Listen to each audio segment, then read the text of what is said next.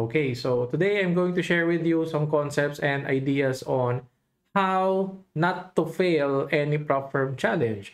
And also pwede rin natin itong i-apply na kung how not to blow up any account, no? Any trading account. So may mga concept at ideas, may mga dapat tayong gawin na dapat tayong kopyahin from those specific types of traders na pag in-apply natin sa ating sarili ay hindi na rin tayo mag-fail sa mga challenges, hindi na natin mabublow up yung account natin, and ayun na yung magiging road to consistency and profitability natin as a trader. So, before tayo mag-proceed dyan, ay reviewin natin ito yung ongoing challenge ko. So, itong challenge na to nasa phase 2 na ito ng evaluation phase. At nag-start to ng January 2. Hindi pala nakikita sa nakaharay mo ka. Pero January 2 siya nag-start yan. And then ngayon ay January 10 na. So 8 calendar days tayo. So ang remaining goal na lang nasa 6K. 6K US dollars. So 6K US dollars is 3% na lang ng account na to. And eventually ay may-ari natin siya. And yung isa naman na phase 1 ay kulang na lang siya na 4K. So 4K is equivalent to 2% of the account. So ano ba yung mga recent trades na i-take natin dito is itong Nasdaq. So we have this recently, the short. No? Short ng Nasdaq, nasa pinakataas na naman yung nakuha natin.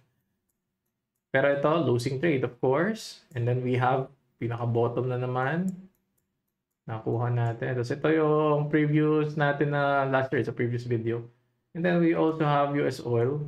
Ito at the bottom. Na-scalp natin yung bottom na yon. So, iba na kasi yung system at approach na ginagamit ko dito. That's why yung mga reversals na yan ay napipinpoint natin sa pinaka-peaks and bottoms.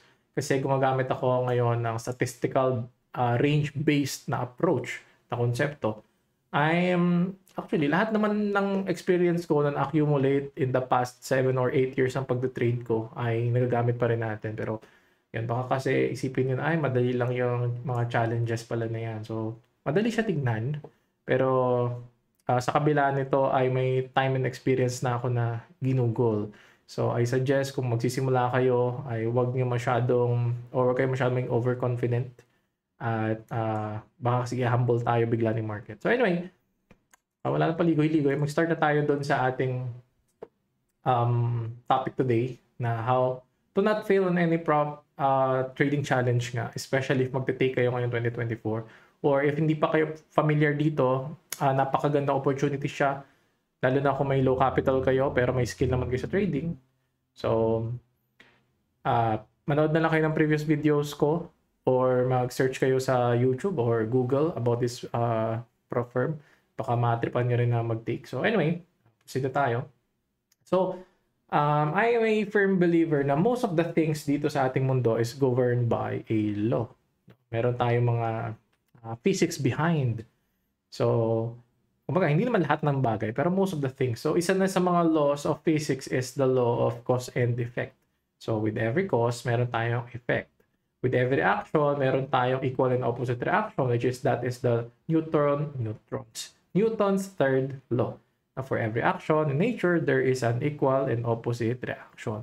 If merong input, meron din tayong output. Now, meron tayong mga result na gusto sa ating pag-trade, syempre. We want profitability and consistency. So, let's say this is the result that we want. This dot. And dito tayo magsisimula. This is our point of origin. So, we want to get there. Ngayon, paano tayo makakarating doon sa result na inaasam-asam natin? So, gawa tayo ng graph. So, sa graph, hatiin natin siya. So, this is the result nga that we want. And then sa baba, let's put effort. Number 1, ito yung first element, plus the effort. Yan. Effort. And then, along with effort was time.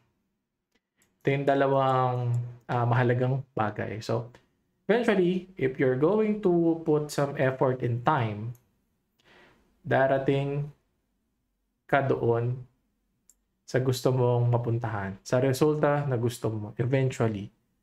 With effort and enough time. That is guaranteed, no? So ako hindi ako basta-basta nagbibitaw na dito sa trading may guaranteed. Pero dito, pagka nagbigay ka ng effort, nagbigay ka ng enough time, no? Hindi yung, okay, sa loob ng isang araw magiging magaling na akong trader. Hindi ganon. Merong time na nire-require at iba-iba sa atin yun. May mga tao na na-achieve agad nila yung result in 6 months, in 1 year, 2 years. May mga tao na-achieve in 5 years, may mga tao 8 years, 10 years. Pero ang usapan natin dito is ma-achieve yung result. Iba yung timeline ko sa timeline ninyo at sa timeline ng iba pang mga tao. Pero, ay isang susi pa rito was the effort. So may kasabihan tayo na practice makes perfect. Diba? What if, kunyari gusto mong mag-sayaw sa TikTok. So pinapractice mo yung sayaw, ano?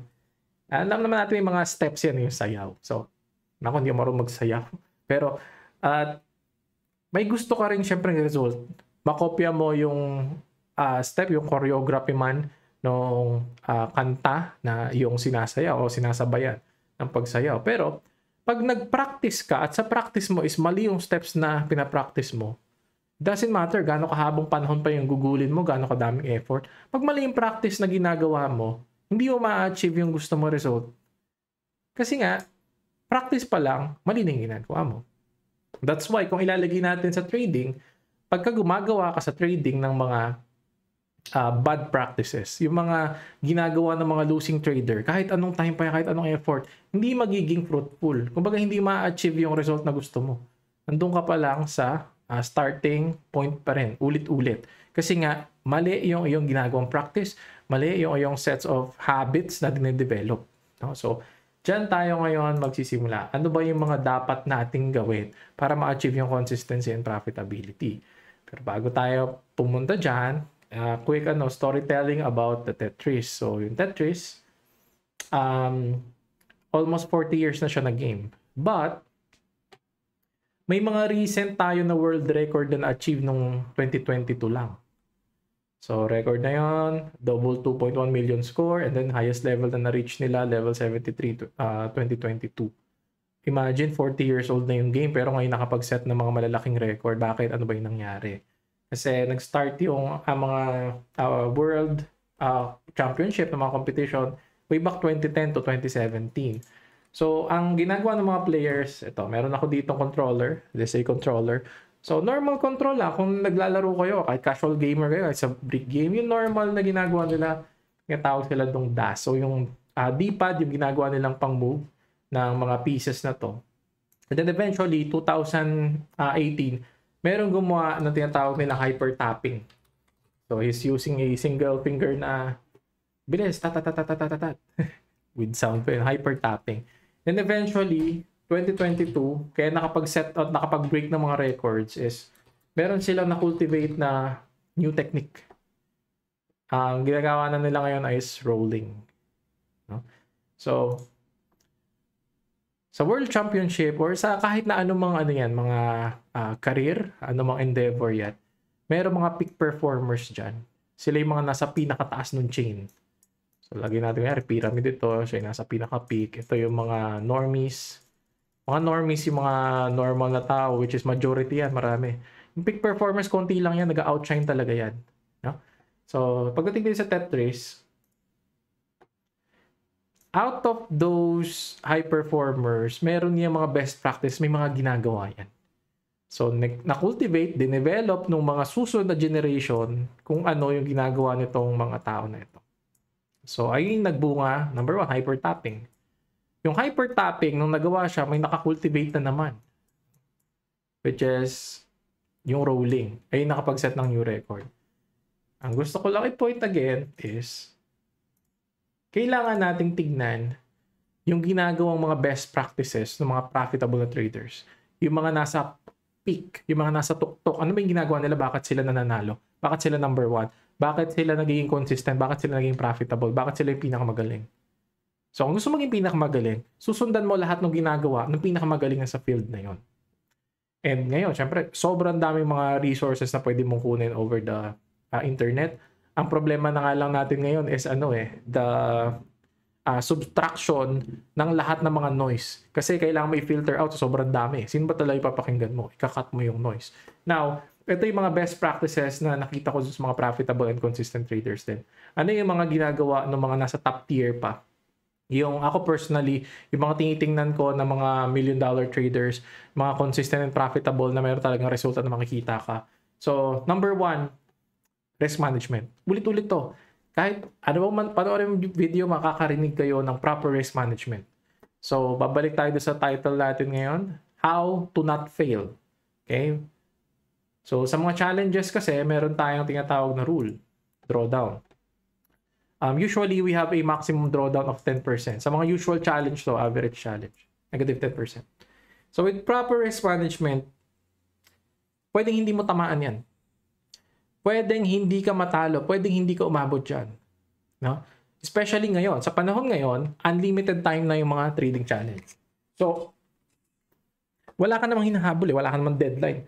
Wala na tayong element of time. Ang kailangan na lang natin talagang masundan is hindi natin ma-break yung drawdown. As long as hindi mo ma-break yung drawdown, hindi ka matatalo sa kahit anong challenge. So, paano yung mga risk management approach na pwede natin gawin? Meron dalawang approach ako personally na ginagawa, which is number 1, flat sizing, number 2, dynamic sizing. Ano ba yung flat sizing? Flat sizing meaning, hahanap ka ng pinaka-sweet spot sa portfolio mo. It's either specific value or percentage ng portfolio. Let's say, pag percentage ng portfolio, let's say every time you trade, ang ilalagay mong risk is 1%. Yan. So, percentage-based siya. Or, every time you trade, let's say, ang account mo is 100,000. Every time you trade, ang value na ilalagay mo is 1,000. Yan. Pero kung susumahin na, parehas lang naman silang 1%. 1% ng 100,000 is $1,000. Pero, ano pinagkaiba nitong dalawang approach na ito? Pwede kasi sa percentage-based. Let's say, nag-gain ka na ng $102,000 na yung pera mo. Kung magpa-percentage-based ka, magiging risk mo na is 1,020. So, kapag flat sizing, yun, magre-remain ka pa rin sa 1,000. At unless, meron kang rule na mag-a-add ka ng increment. Let's say, if mag-gain ka ng from 100K, mag-gain ka, let's say, ng $500, mag-a-add ka ng increment ng 500 din dito. So, mag 1,500 ka na. Something like that. So, next muna natin is yung dynamic sizing. Paano ba itong dynamic sizing? So, itong flat sizing, nakaset na talaga siya. No? Every time you trade, nakaset siya. Pag dynamic sizing, this is more on subjective. Yan. Saan magdedepende? Kung kailan ka, kasi may mga tao nagsiset sila, let's say, 0.5% risk on low probability trades. So, may low probability trades. Merong 1% trade. Normal. Meron silang 2%. High risk. Kailan sila nagtitake ng high risk? Meron silang qualities ng setup. A+ setup. Yung tawag nila sa A+ setup. Merong sets of criteria siya. May mga checklist. Nadedepende to sa trading edge mo, sa setup, sa system na ginagamit mo. Pag na-checkan lahat yan, they're going to take a high risk, high percentage approach. No? Ngayon, this is subjective. Yeah, kahit may checklist ka pa, ibig sabihin, depende sa market environment, depende sa checklist mo, kung na-checkan mo lahat, saka ka mag-a-add. So, what if, yung dynamic sizing mo, natalo yung trade na yun? Di minus 2% ka. Tapos, meron kang low probability trades, ito naman yung naging winner. Tapos, let's say 1:1 return. Pag 1:1 return yan, 1:1, natalo ka 2%, nanalo ka naman ng 1:1.5%, ang net return mo is negative 1.5% pa rin. So, may mga drawdowns, may mga advantages din naman. So, advantage ito, syempre, pag nanalo ka, high risk, tapos 1:1, 2% agad instantly ng portfolio mo yan. Diba? So yung iba, ganito yung ginagawa. Tinataasan nila yung size ng percentage risk. So anong nangyayari, let's say, negative 10% yung drawdown. Laging naka-high risk. Naka-high risk yung approach. Hanggang sa dumating yung time na kinain na siya ng emosyon. Yan, nag-i-spiral ka ngayon, pababa hanggang sa mabot ka ng negative 10%. So, hindi niya makontrol yung emosyon. Ang tinitingnan niya, 2%. Naisip niya agad before the trade was, pag nanalo naman ako, ganito. Hindi niya nakita yung consequence. No? So, I suggest, if you're starting out, if magsisimula ka ng challenge mo, start with flat size. Flat size na huwag kang lalagpas ng 0.5%. Kasi in 0.5%, imagine, kahit baka 20, ito, ang maximum consecutive loss na allowable mo is 20. Yan, max 20 loss. Consecutive loss yan ha. Kasi wala ka talagang panalo. So, 20. So, not unless nga, ito, pwede kasing, yan, habang bababa yung portfolio mo, sinusundan mo lang talaga yung percentage. Pero if a flat size mo na 0.5, let's say 100k challenge, ang magiging flat size mo rito is 500. So, kailangan mong matalo ng consecutive na 20 trades, $500 bago maabot yung negative 10k. So, that is the concept. No? I suggest flat sizing. Tapos, when it comes to risk-reward ratios, iba-iba kasi yan eh. Ito, balik tayo sa mga entry points na tinrade ko. Yan sa Nasdaq. As you can see, yung mga entries kasi na to is very sharp. Ano ibig sabihin ng very sharp? Pagpasok ko, hindi na siya pull-back ng malalim. Pwede man ako mag-set ng stop dito eh. Dahil nag-enter ako dito, ito agad yung stop ko. Ilang multiples yan? 1:50 na yan. Ilang multiples yan kung gano'n yung approach na ginagawa ko. No? Yan. Kasi, based on this graph, ito, 1:10. This is my entry. Sobrang sharp ng entry ko. Pag drop ni market, lipad na agad siya. Kaya kong maggawa ng 1:10 na system based on my approach. Pero that's not my approach. Kasi yung stop ko, hindi naman nakalagay dito sa pinakababa. I have wider stop than this. No? Ilang points lang yung scout na yan. So, workout ko pa rin siya eventually. Ay makikita natin pinaka-sweet spot niyan in the future. Pero ito rin, same. Bumalik man siya, ilang points lang to eh. Nung pagkabalik niya, nag-continue rin naman agad towards the direction ng aking trade, which is short. So, ang dapat natin ngayon maging focus, itong risk-reward. So, risk-reward, let's say, you are using 0.5% risk per trade. Yung sistema naman, kaya mo na mag-produce ng 1:3. Imagine, every time you lose, you will only lose 0.5. Pero kung 1:3 yung return mo, you can generate 1.5% of your portfolio. Iba kasi, kaya iniisip nila na magmalaki agad ng size. Nagmamadali. Bakit ka magmamadali? Bakit mo gusto agad ma-accomplish? Most of those traders na natalo, no, again, magpo-focus tayo doon sa mga nasa pinaka-peak, nasa pinaka-apex, nasa pinaka-tuktok, yung mga talagang top performers. Hindi tayo magpo-focus kung anong ginagawa ng mga losers. Kung yung losers, ginagawa nila na laging malaki yung risk, ikaw, wag malaki yung risk. Kung gusto maging consistent talaga, i-focus mo muna on lowering your size and focusing on sharpening your edge na makakuha ka ng higher returns. Kasi kunyari, magagawa ka ng roadmap. Gusto mo na possible kaya na sa loob ng let's say 2 months matapos mo yung challenge. So sa loob ng 2 months, pagpalagay natin na mayroong 20 trading days. Ng 1 month may 20 trading days. So 2 months, meron tayong 40 trading days. Pagpalagay natin ang average trading days. Yan. So kung per week yan, meron tayong 8 weeks. So usually, ang target lang naman, nasa 8 to 10% ang target ng mga challenges. 8 to 10%.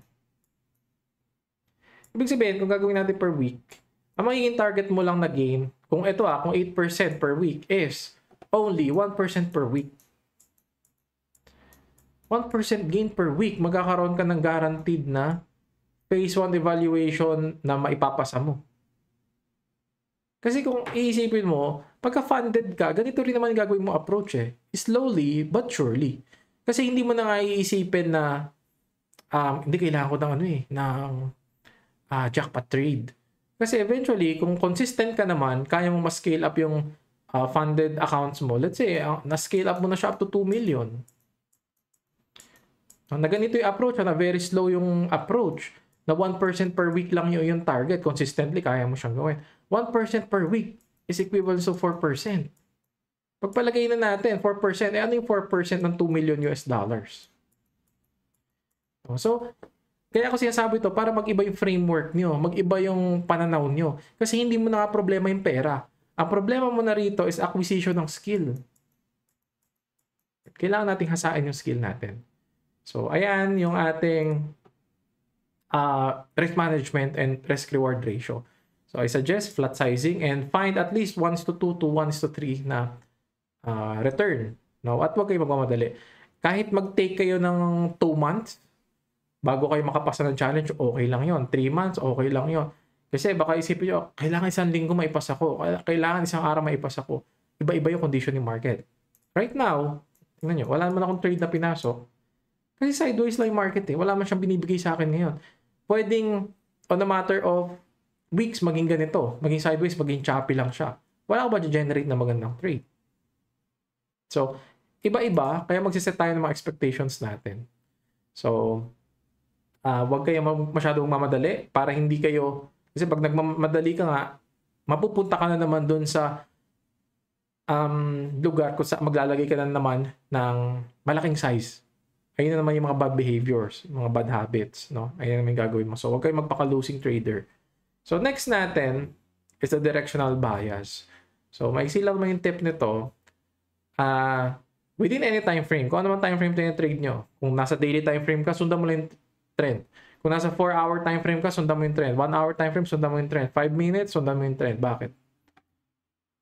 Kasi yung trend, the general direction of the trend, let's say upward move yan. Sa loob ng upward move, meron yung mini cycle. It will form structure ng higher highs kung uptrend. And mapapansin mo, lahat ng pullbacks is always shorter. Mas maiksi siya kumpara dun sa general direction ng trend. Let's say the general direction, kanyang kalaki move, ang retracement is between 75 to 50 lang. Maiksi. No? Compare sa general direction. Let's say this is 50 points. This is 100 points. So, given sa logic na yun, mas malaki yung move mo na ma-scalp kung general direction ka ng trend. And, kung hindi ka naman scalp, yung buong yan, buong swing na yan hanggang sa taas, let's say, 200 points yan. Kaya mong masakyan. So, tingnan natin dun sa chart.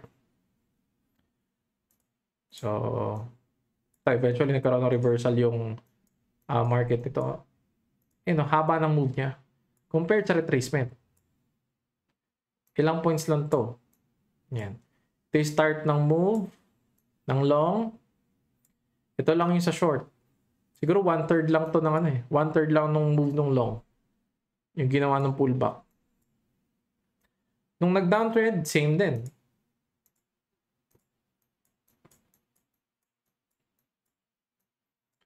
Yan. As you can see, momentum natin, downward. Lahat ng spike na yan, maiiksi lang yan. Maiksi lahat ng spike. Compared dun sa general direction. Yan, compared sa general direction, maiiksi lang yan. So, mas madali ka makakapag-develop ng system if ang gagamitin mo is yung pro trend or yung directional trend.